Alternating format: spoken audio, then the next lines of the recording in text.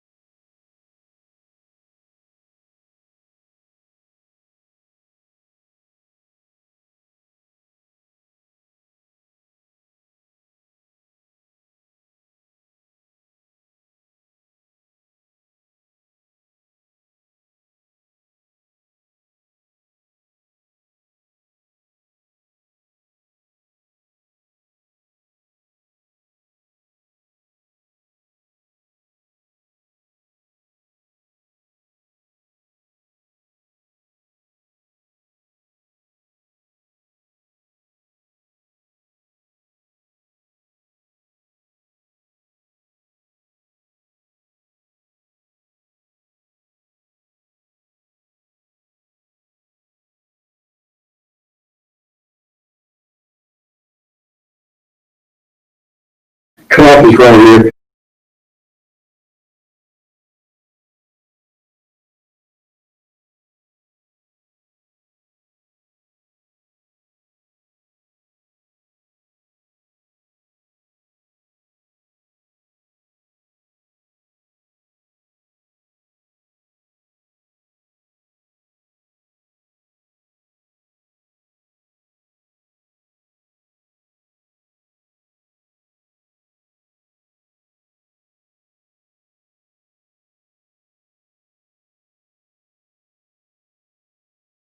Caiaphas, who was the high priest that year. There's some discussion of whether to go to Annas first or Caiaphas first. Annas was the old man. He had been the high priest for a bunch of years, more than he was supposed to. The Romans finally said, okay, enough of that. So he put his son in charge, then his other son, then another son, then a son-in-law. So he still had control over the Sanhedrin. Even though he wasn't technically the high priest that year, Caiaphas was. He's still the old man. He's still the one. Now, between Annas and Caiaphas, Caiaphas was the son-in-law. It's quite possible to be in the temple area. They were in the same building, just like one room apart. So John doesn't really care about that right now. And what John excludes is a lot of the treatment before Herod and before Annas and that. It's just, is Jesus in front of the high priests and Jesus. He leaves out a lot of the other stuff. Doesn't mention the initial accusation before Pilate. Okay, because on the Pilate later on. So there's, now Caiaphas, here's again a reminder, in verse 14, was the one who advised the Jews that it was expedient for one man to die on behalf of the people. Remember earlier on when that was said, the footnote was he didn't realize what he was saying. He did it under the power of the Holy Spirit. So he was acting as the high priest. And how true that was, the irony of it, it was expedient that one man should die for the people. Simon Peter was following Jesus, and so was another disciple. Now that disciple was known to the high priest, and entered with Jesus into the court of the high priest. Who was that disciple? Well, we're thinking of John, and he's so humble. The only way John refers to himself as the one Jesus loved. I mean, that's my epitaph. I'm the one Jesus loved. Otherwise, it's the other disciple. There was another disciple there. The disciple leaned against Jesus' breast. Anyway, here is that disciple was known to the high priest and entered with Jesus into the courtyard of the high priest. But Peter was standing at the door outside. So the other disciple, who was known to the high priest, went out and spoke to the doorkeeper and brought in Peter. Mine says it was a woman. Yeah, it was a girl. Huh? Mine says it was a woman standing outside the gate. Who guarded? Spoke to the woman who guarded the gate. Oh, okay. Verse 17. The slave girl there for who kept the door said to Peter. Yeah, so. I just find that unusual. It was a woman. Yeah, interesting. I never thought of that way before, but it was. I have no response to that because I've not read a thing about that. I always noticed the slave girl was the first one to challenge him, and she was the doorkeeper. But the fact that it was a slave girl guarding the door, interesting, yeah, and that would have, Okay, go girl. She says, aren't you also one of the man's disciples? He said, I am not. All right, first denial. And here we're contrasting, we have the high priest and Peter in contrast.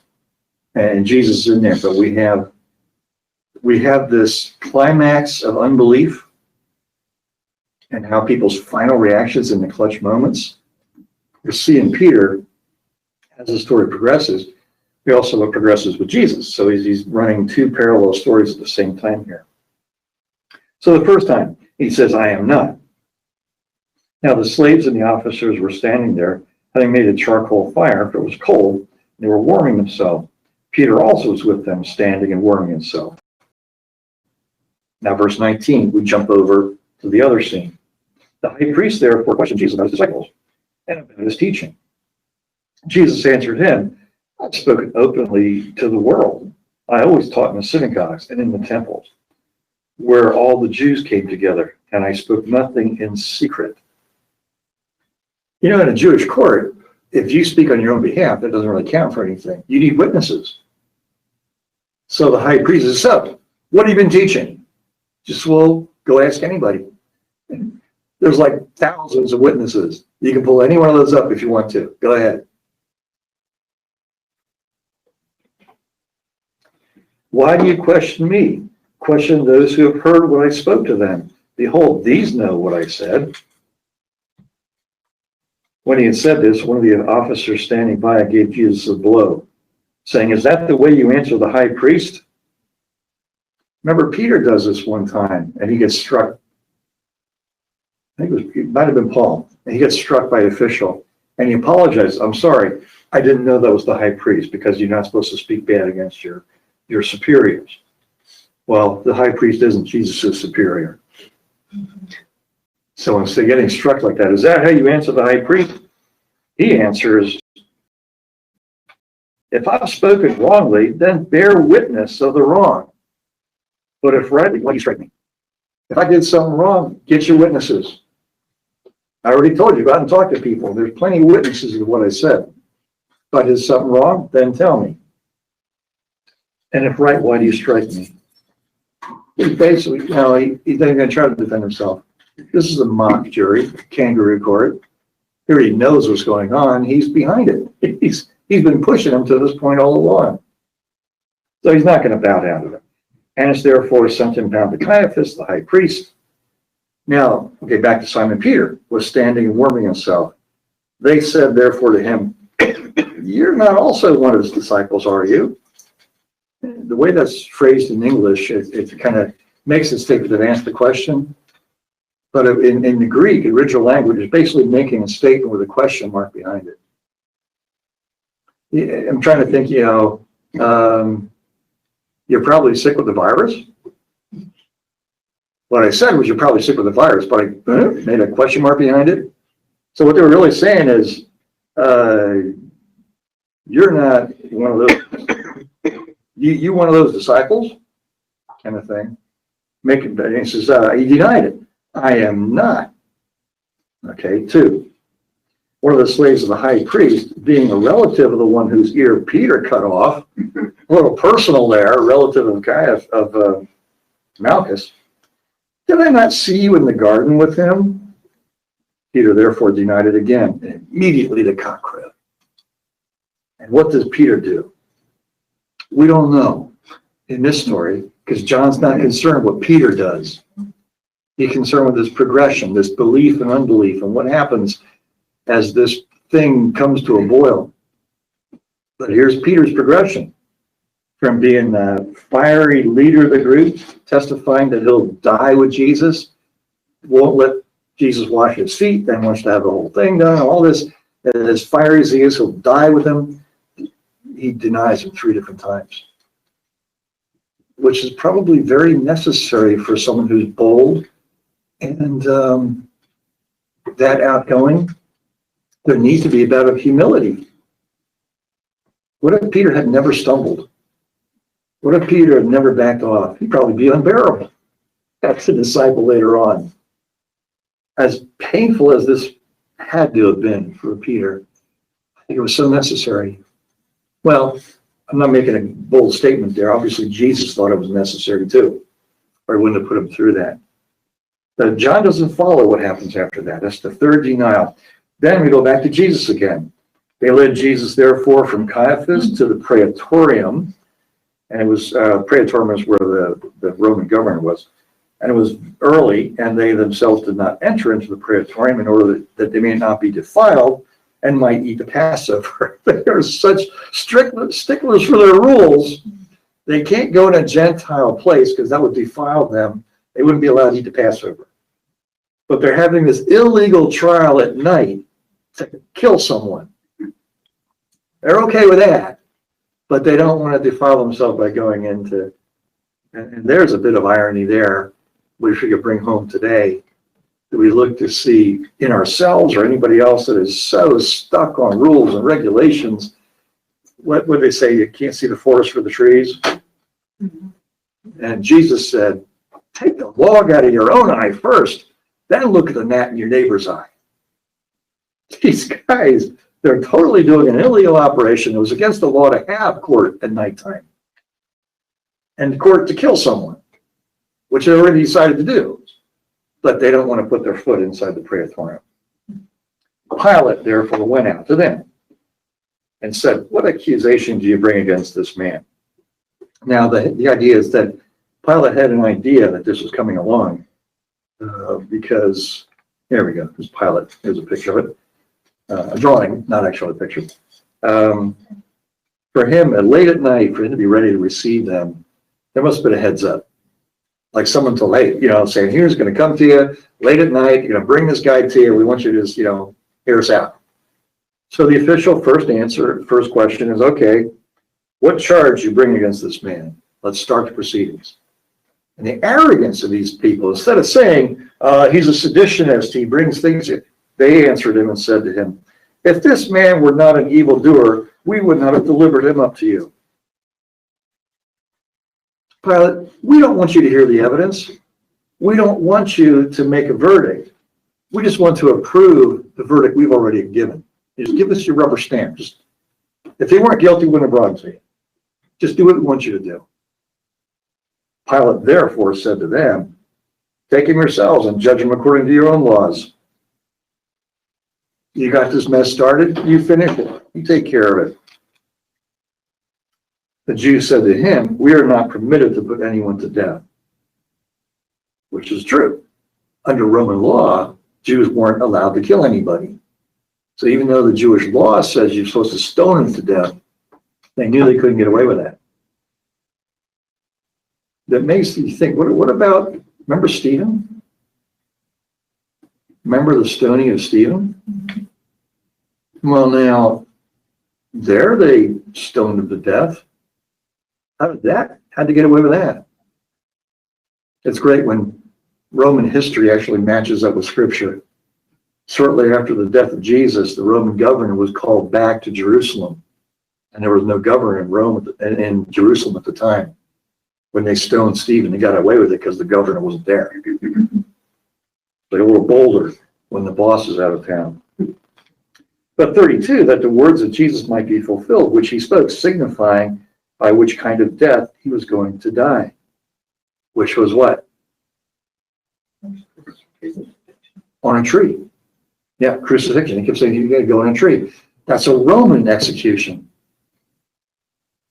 If they'd have followed Jewish law, he'd have been stoned to death. That wouldn't have fulfilled prophecy. You see how all of these pieces are coming together exactly the way Jesus said it was going to happen. I know I'm going to die. I'm going to be lifted up like the serpent was. I'm going to draw them into me. I'm going to die on a cross because the Romans are here now, and I'll make sure they don't kill me by stoning, which is the proper Jewish punishment for blasphemy. Pilate therefore entered again into the praetorium and summoned Jesus and said to him, are you the king of Jews? And actually the way he says it, you're the king of the Jews? It's that same statement again made to be a question. You're the king of the Jews? And Jesus answered, are you saying this in your own initiative or did others tell you about me? So now Jesus starts questioning Pilate. Pilate starts out annoyed. He certainly doesn't, none of the Romans like the Jews. He didn't like the Jews to begin with. He's got to deal with the Sanhedrins. And they're waking me up at 2 o'clock in the morning. I got to go deal with them. He doesn't like them, but he's putting up with them. And he's curious about Jesus, but he doesn't really care. He's kind of indifferent. And Jesus starts questioning him. Pilate answered, I'm not a Jew, am I? It's your own nation. The chief priest delivered you up to me. What have you done?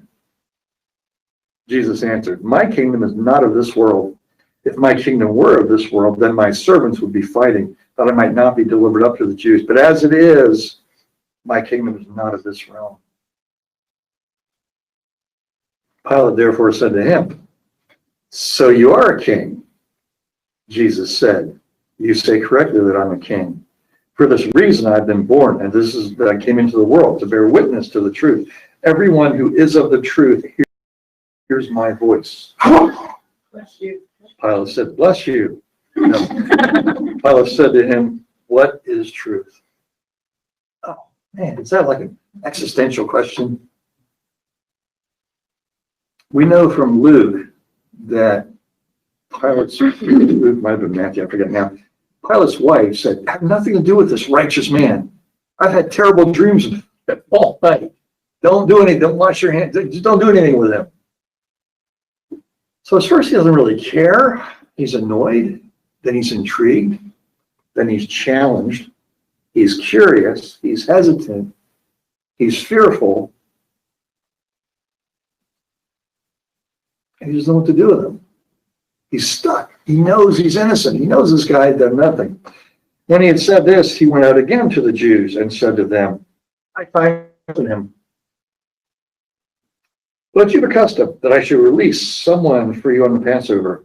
Do you wish I released the king of the Jews?" I'll go back to Belaim, back to them. I'm sorry, yes, picture him discussing with Jesus. They cried out again, "Not this man, but Barabbas." Now, Barabbas was a robber. That's all we hear about Barabbas. So then he tries to placate the Jews. Pilate therefore took Jesus and scourged him. And the soldiers wove a crown of thorns and put it on his head and arrayed him in a purple robe. And began to come to him, saying, "Hail, King of the Jews!" and to give him blows in the face. Pilate came out again and said to him, "Behold, I'm bringing him out to you, that you may know that I find no guilt in him." Second time he's professing, there's nothing, I can find anything wrong with him. There's nothing to merit death. Jesus therefore came out wearing the purple robe. And Pilate said to them, "Behold the man." When therefore the chief priests and the officers saw him, they cried out, saying, "Crucify, crucify." Pilate says to them, "Take him yourselves and crucify him, for I find no guilt in him." 3 times he says, "This guy's not guilty at all." The Jews answered, "We have a law that by the law he ought to die because he made himself to be the Son of God." And Pilate therefore heard this statement, he was the more afraid. So he's gone from indifferent, curious, concerned, hesitant, fearful. He entered into the praetorium again, brings back Jesus again. It's like 4 times, I think, he goes back and forth with Jesus. "Where are you from?" Jesus gave him no answer. Pilate therefore said to him, "You don't speak to me? You know that I have the authority to release you, or I have the authority to crucify you." Jesus answered, "You would have no authority over me unless it had been given to you from above. For this reason, he who delivered me up to you has the greater sin." Now he's afraid. As a result, this Pilate made efforts to release him. But the Jews cried out, saying, "If you release this man, you're no friend of Caesar. Everyone who makes himself out to be a king opposes Caesar." When Pilate therefore heard these words, he brought Jesus out and sat down on the judgment seat at the place called the Pavement. Yeah, but in Hebrew it's called Gabbatha. Now it was the day of preparation for the Passover. It was about the 6th hour. He said to the Jews, "Behold your king." They cried out, "Away with him! Away with him! Crucify him!" He said to them, "Shall I crucify your king?" And the chief priests answered, "We have no king but Israel." Israel's 3rd denial. Climaxing. It's time to take a stand. It's come to a boil now. This is the moment of crisis. So Pilate delivered him up to be crucified. Hesitant, fearful, arrogant, bitter in the end, mockingly, "Behold your king." And then in the end, tragic unbelief. No backbone. Here's Pilate, the religious, the Roman authority, knowing full well this guy's innocent, but more afraid of losing his position and power than standing up for the truth. He said, "What's the truth?" He knew full well what the truth was. He knew Jesus was innocent. He knew they were only doing this out of jealousy. He completely knew what the truth was. He chose to ignore it. So there was Pilate's test before Jesus. Jesus gave him a lot of opportunities to back off, to do the right thing. And when he stopped answering, it was like, this is a kangaroo court. Do what you're going to do. They took Jesus, therefore, and went out bearing his own cross. Now, you know, the idea of the cross that we have, of dragging the cross section, you do know that's not how it worked. The poles were already upright. What the cross was the cross member piece. So they beat the person to a pulp, just about, and you go there. And they literally did flail them. And the whole idea of the crucifixion, it's really bloody. They have a cat of nine tails. You see the soldier ready to wave that. And just in the top corner, you can see, maybe you can't in that image. But at the end of the thing, there would have been tassels.